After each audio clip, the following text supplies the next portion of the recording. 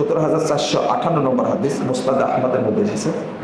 রাসূলুল্লাহ সাল্লাল্লাহু আলাইহি ওয়াসাল্লামের কাছে 10 জনের একটা জামাত এসেছে। কয়জনের? 10 জনের। কথা বোঝা যাচ্ছে তো? 10 জনের একটা জামাত এসেছে। আসার পরে উকবা বিন আমির আল-জুহানি রাদিয়াল্লাহু আনহু তিনি বলছেন, রাসূল সাল্লাল্লাহু আলাইহি ওয়াসাল্লাম তাদের বায়াত নিলেন 9 জনের। কয়জনের? 9 জনের, একজন বাদ। তো তারাই বলছেন, ইয়া রাসূলুল্লাহ বায়াত তিসআতান ও আমসাকান হাযা, এই লোকগুলো পায়ে হেঁটে এসেছে দূর থেকে, গায়ে কোনো পোশাক নেই, পেটে খাবার নাই, ইসলামের মহব্বতে, আল্লাহর মহব্বতে, কোরআনের মহব্বতে, রাসূলের মহব্বতে এসেছে। কিন্তু আল্লাহ রাসূল কয়জনের বাদ নিলেন? 9 জন। বাদ দিয়েছেন কয়জনকে? একজনকে। জিজ্ঞেস করছে এইটা করলেন কেন? আপনি 9 জনের বাদ একজনকে বাদ দিলেন কেন? রাসূল সাল্লাল্লাহু আলাইহি সাল্লাম বলছেন, ইন্না আলাইহি তামিমা, ওর শরীরের মধ্যে তাবিজ বাঁধা আছে। কি বাঁধা আছে? তাবিজ। এই কথা বলা মাত্রই ফাতাআহা ফাবায়াহু নবী সাল্লাল্লাহু আলাইহি ওয়াসাল্লাম ফাআদখালা ইয়াদাহু। উকবা বিন আমির আল-জুহানি বলছেন যে এবার লোকটা তার শরীরের মধ্যে হাত ঢুকাই দিল, দিয়ে তাবিজটা ছিঁড়ে ফেলল। এরপর আল্লাহ রাসূল তার বায়াত নিলেন। তাহলে ভিতরে মহব্বত আছে, খেয়াল করেন, দূর থেকে এসেছেন, ইসলাম গ্রহণ করবেন, সব কিছুই আছে, কিন্তু আল্লাহ রাসূল তাকে কালেমা পড়ালেন না, কালেমাই পড়ালেন। কেন? কেন বলেন? তাবিজ আছে তাই। অথচ দূর থেকে এসেছে। তখন কি মুসলিমদের সংখ্যা বেশি না কম? কম। আচ্ছা বলেন, আজকের যুগে হলে আমরা কি করতাম? একজন লোক আমাকে বলছেন যে আপনি হাদিসটা বুঝেননি। মূর্খ মানুষ, তার বুঝটা হলো যে আপনি বলেন কি, ওই যুগে মুসলমানই নাই,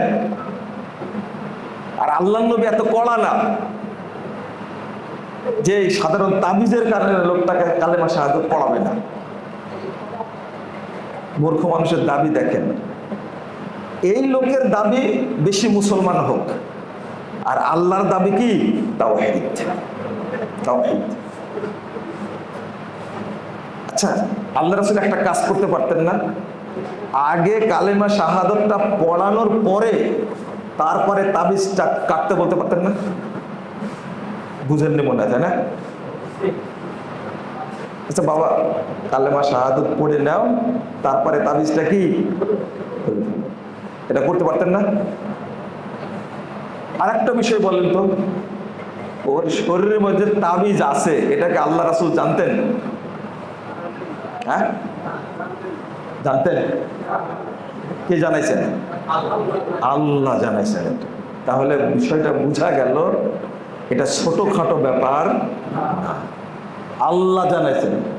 জিবরিল আমিন বলে দিছে ওকে কিন্তু কালেমা পড়ানো যাবে না, কালেমা পড়ানো যাবে না বলে দিছেন। ওই জন্য কাজ করে রেখে দিয়েছেন, তুমি কালেমা পড়তে পারবে না। যখন প্রশ্ন করলেন তখন বলে দিলেন ইন্না আলাইহি তামিমা, তার শরীরে তাবিজ বাঁধা আছে, আর তাবিজ বাঁধা থাকাকালীন তাকে কালেমা পড়ানো যাবে না। সামান্য কালেমা পড়তে পারবে না তাবিজ থাকার কারণে, তাহলে সালাত হবে? মানে শিরক এত খারাপ জিনিস, একসঙ্গে চলে না। আপনি শিরকও করবেন আবার নামাজও পড়বেন, একসঙ্গে চলবে না।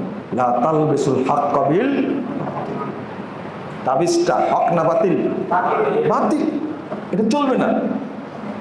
রাসূল সাল্লাল্লাহু আলাইহি ওয়াসাল্লাম এত সুন্দরভাবে বুঝিয়ে দিলেন, এরপরে উম্মত বুঝে না।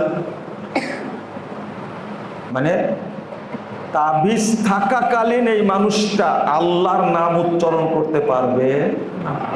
আশহাদু আল্লা ইলাহা ইল্লাল্লাহ ওয়া আশহাদু আন্না মুহাম্মাদান আবদুহু ওয়া রাসূলুহু, এটা বলতে পারবে না। আপনি জানেন, ঘরে ঘরে দেখেন তাবিজ আছে, তাই না? সবার বাড়িতে তাবিজ।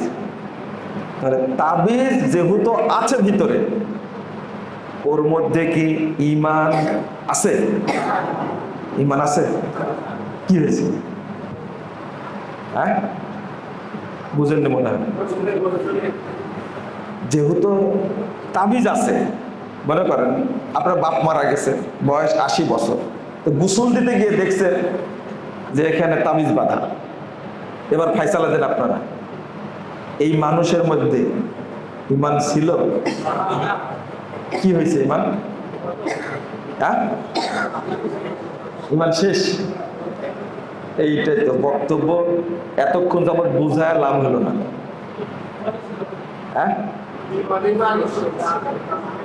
ঈমানই ছিল না, কিন্তু লোকটা 3 বার হজ করেছে।